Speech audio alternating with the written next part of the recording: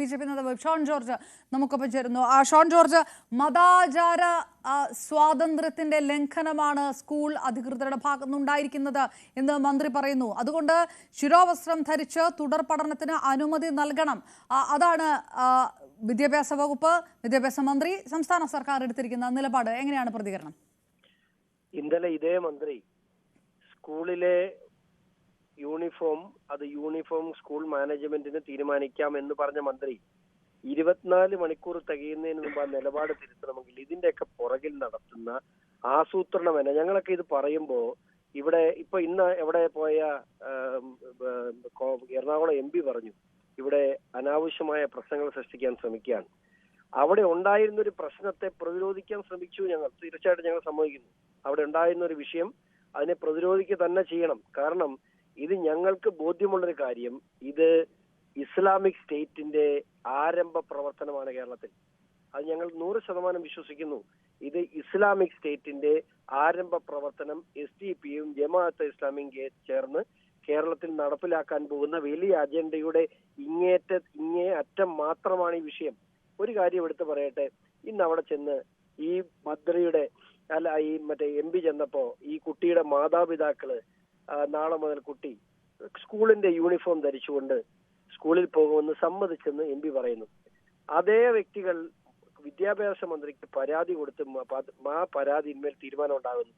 അപ്പോ ഈ മാതാപിതാക്കൾ എന്ന് പറയുന്നവർ ആരുടെ നിയന്ത്രണത്തിലാണ്? അവരെ ആരാണ് കൺട്രോൾ ചെയ്യുന്നത്?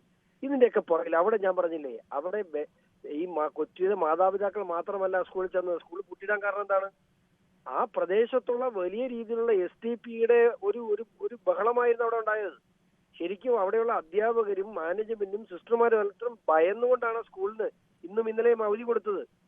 ഈ നാട് എങ്ങോട്ടാണ് പോകുന്നതെന്നുള്ള വലിയ ആകുലതയാണ് പങ്കുവെക്കാനുള്ളത്. 24 മണിക്കൂറിനുള്ളിൽ സംസ്ഥാനത്ത് ഒരു ഇടതുപക്ഷ ജനാധിപത്യ മുന്നണി ഭരിക്കുന്ന ഒരു സംസ്ഥാനത്ത് ആ മന്ത്രിയുടെ തീരുമാനത്തെ 24 മണിക്കൂർ കൊണ്ട് മാറ്റാൻ കഴിവുള്ള രാഷ്ട്രീയ പ്രസ്ഥാനമായി ഇവിടെ SDP മാറിയിരിക്കുന്നു എന്ന് പറഞ്ഞാൽ ഈ നാട് എങ്ങോട്ടാണ് പോകുന്നതെന്നുള്ളതാണ് ഞങ്ങളുടെ ആകുലത.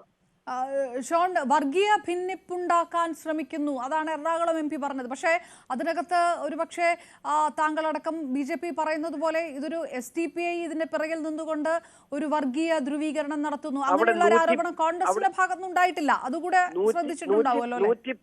117 അവിടെ കയറി ചെന്ന് ബഹളമുണ്ടാക്കിയ SDP-യെ കുറിച്ച് ഹൈബീഡന് മിണ്ടാനില്ല. അവിടെ ചെന്ന് പ്രശ്നമുണ്ടാക്കിയ ആ സിസ്റ്റർമാർക്കെതിരെ കയ്യേറ്റ ശ്രമം നടത്തി SDP-യെ കുറിച്ച് ഇവർക്കാർക്കും മിണ്ടാനില്ല. അവിടെ ചെന്നത് തെറ്റാണെന്ന് പറഞ്ഞ് BJP ചെയ്തതാണ് തെറ്റ്. എനിക്ക് മനസ്സിലാകുന്നില്ല ഇവരൊക്കെ എന്താണ് അർത്ഥം വെക്കുന്നതെന്ന്. നിങ്ങളിത് ഒരു നിസ്സാരമായി കാണരുത്. ഇത് ഇവിടെ മാത്രമല്ല, മൂവാറ്റുപുഴ നിർമ്മല കോളേജിൽ സംഭവിച്ചിരിക്കുന്നു. അല്ല, അത് കോൺഗ്രസിനും മനസ്സിലാകുന്നില്ല. BJP പറയുന്ന അത്രയും അതീവ ഗൗരവകരമായിട്ടുള്ള ഒരു വിഷയം അത് കോൺഗ്രസിനും മനസ്സിലാകുന്നില്ല എന്നാണോ? വന്ന് ഈ രാഷ്ട്രീയ പാർട്ടികളെ പോലും നിയന്ത്രിക്കാൻ കഴിയുന്ന രീതിയിലേക്ക് കേരളത്തിലെ പൊളിറ്റിക്കൽ ഇസ്ലാം വളർന്നിരിക്കുന്നു. അതാണ് സത്യം. ഇവിടുത്തെ തീവ്രവാദ സംഘടനകൾക്ക് അടിയറ വെച്ചിരിക്കുന്നു കോൺഗ്രസും CPM-ഉം. ഇവരെ നിയന്ത്രിക്കുകയാണ് ഇപ്പൊ ഇവര്. 24 മണിക്കൂറും കൊണ്ട് സംസ്ഥാനത്തെ ഒരു മുഖ്യമന്ത്രി തന്റെ അഭിപ്രായം മാറ്റി പറയണമെങ്കിൽ എന്തുമാത്രം അവർ സമ്മർദ്ദ ശക്തിയായി വളർന്നു എന്ന് നമ്മൾ ചിന്തിക്കണ്ടേ? അതോ UDF-ഉം LDF-ഉം സംസ്ഥാനത്തെ കാര്യങ്ങൾ വ്യക്തമായി മനസ്സിലാക്കുന്നു, BJP നടത്തുന്ന ആരോപണങ്ങൾ കഴമ്പില്ല എന്ന് സംസ്ഥാന സർക്കാരിന് തോന്നുന്നു, അത് UDF ബാക്കപ്പ് ചെയ്യുന്നു, അങ്ങനെ ആയിക്കൂടെ? ഞങ്ങൾ പറയുന്ന ഒന്നും നിങ്ങൾ കേൾക്കണ്ട. നിങ്ങൾ അവിടെ ചെന്ന കന്യാസ്ത്രീമാരെ കാണൂ, അവർ പറയുന്ന കേൾക്കൂ. ആ PTA-യുടെ പ്രതിനിധികളെ കാണൂ, അവർ പറയുന്ന കേൾക്കൂ. 117 പെൺകുട്ടികൾ അവിടെ മുസ്ലിം വിഭാഗത്തിൽ നിന്നും പഠിക്കുന്നുണ്ട്. അവർക്ക് ആർക്കും ഇല്ലാത്തൊരു പ്രശ്നം ഈ SDP-ക്കാരന്റെ മോൾക്ക് മാത്രം ഇടുന്നുണ്ടായി. അതും കഴിഞ്ഞ 4 മാസം ഹിജാബ് ഇടാതെ വന്ന കുട്ടി ഇപ്പോൾ ഹിജാബ് ഇട്ട് വന്നത് എന്തിന്? ഇതൊക്കെ വലിയ രീതിയിലുള്ള വോട്ട് ധ്രുവീകരണത്തിന് വേണ്ടി പർപ്പസ്ഫുള്ളി ആസൂത്രണം ചെയ്ത് ഉണ്ടാക്കിയെടുക്കുന്ന കഥകളാണ്. അതിന്റെ പുറകെയുള്ള തിരക്കഥയാണ് ഈ നടന്നുകൊണ്ടിരിക്കുന്നത്. അതിനെല്ലാം ഇവിടുത്തെ കോൺഗ്രസും CPM-ഉം ഓശാനം പാടുന്നു എന്നുള്ളതാണ് ഞങ്ങളുടെ പ്രശ്നം. റൈറ്റ്. BJP നേതാവ് ഷോൺ ജോർജിന്റെ പ്രതികരണം. UDF-ഉം LDF-ഉം ഒരുമിച്ച് നിന്ന് SDP അടക്കമുള്ള മുസ്ലിം തീവ്രവാദ നിലപാടുകൾക്ക് ഓശാന പാടുന്നു എന്ന് ഷോൺ ജോർജ് പ്രതികരിക്കുമ്പോൾ ഇപ്പോൾ PTA ഭാരവാഹി ശ്രീ ജോഷി നമുക്കൊപ്പം ചേരുകയാണ്. വിദ്യാഭ്യാസ മന്ത്രി എടുത്തിരിക്കുന്ന നിലപാട് PTA എടുത്ത നിലപാടിന് വിരുദ്ധമാണ്. അത് മാനേജ്മെന്റ് എടുത്തിരിക്കുന്ന നിലപാടിന് വിരുദ്ധമാണ്. ഹിജാബ് ധരിച്ച് കൊണ്ട് തന്നെ കുട്ടി നാളെ മുതൽ സ്കൂളിൽ പഠിക്കട്ടെ എന്ന് മന്ത്രി പറയുമ്പോൾ ഏത് തരത്തിലാണ് PTAയുടെയും സ്കൂളിന്റെയും ഒരു പ്രതികരണം? മന്ത്രിയുടെ ഉത്തരവ് എന്താണെങ്കിലും ഞങ്ങളുടെ കൈകളിലേക്ക് എത്തിയിട്ടില്ല. ആ ഉത്തരവ് കൈകളിലേക്ക് കിട്ടിക്കഴിയുമ്പോൾ PTA കൂടിയാലോചിച്ച് മാനേജ്മെന്റുമായിട്ട് കൂടിയാലോചിച്ച് അതിനൊരു തീരുമാനമെടുക്കും. ഈ ഹിജാബ് ധരിച്ചുകൊണ്ട് നാളെ മുതൽ വരികയില്ല, അല്ലെങ്കിൽ യൂണിഫോമിന്റെ ബൈലോ പൂർണ്ണമായും അനുസരിച്ചു കൊള്ളാം ഒരു നിലപാട് കുട്ടിയുടെ രക്ഷിതാക്കൾ കുറച്ചു മുമ്പ് എടുത്തിരുന്നു അല്ലെ, നേരത്തെ ഉണ്ടായ ഒരു ചർച്ചയിലൊക്കെ? ചർച്ചകൾ കൃത്യമായിട്ടൊന്നും ഞങ്ങളോട് നടത്തിയിട്ടില്ല. കുട്ടിയുടെ വീട്ടില് എറണാകുളം MP പോയി സംസാരിച്ചതായിട്ടാണ് ഞങ്ങൾ മനസ്സിലാക്കുന്നത്. മാനേജ്മെന്റിനോട്ടോ അതുപോലെ PTA ആയിട്ടോ ഈ വിഷയമായിട്ട് ബന്ധപ്പെട്ട് ഈ പറയുന്ന ഹൈബിയോ അതുമായിട്ട് ബന്ധപ്പെട്ട് ആരും നമ്മളോട് സംസാരിച്ചിട്ടില്ല. ഈ രണ്ട് കാര്യങ്ങളും ഞങ്ങൾക്ക് കൃത്യമായിട്ട് വ്യക്തതയില്ല. അതായത് ഇപ്പോൾ PTA അടക്കം പറയുന്നത് ഈ കഴിഞ്ഞ ദിവസങ്ങളിൽ STPI അടക്കമുള്ളവരുടെ ഭീഷണി ഉണ്ടായിരുന്നു, അതുകൊണ്ട് മറ്റു കുട്ടികൾക്ക് ബുദ്ധിമുട്ടുണ്ടായി, ഒരു സുരക്ഷാ പ്രശ്നമുണ്ടായി, അതുകൊണ്ട് അവധി കൊടുക്കേണ്ടി വന്നു എന്നുള്ളതാണ്. ഈ വിഷയം, നിങ്ങൾ ഉന്നയിക്കുന്ന ഈ വിഷയം വിദ്യാഭ്യാസ വകുപ്പോ മന്ത്രിയോ സർക്കാരോ പരിഗണിച്ചില്ല, അങ്ങനെ ഒരു പരാതി ഉണ്ടോ?